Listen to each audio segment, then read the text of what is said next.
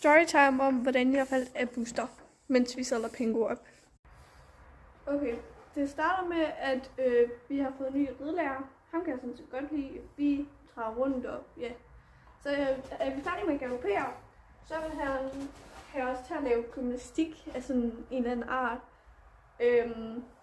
Så vi skal have begge hænder på vores hoved, og så ned og røre vores fødder, og så op og røre hestens ører.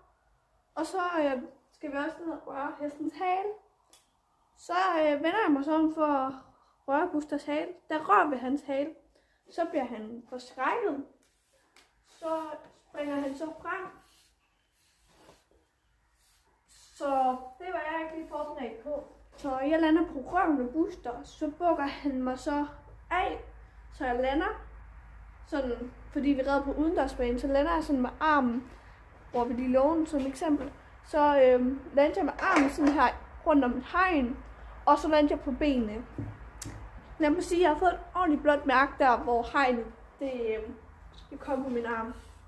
Så ja, det gør rimelig naller, men altså, jeg slår mig ikke på nogen måde, udover det med armen. Hold da op, den fælder meget ud i røven. Men ja, det var bare den storytime.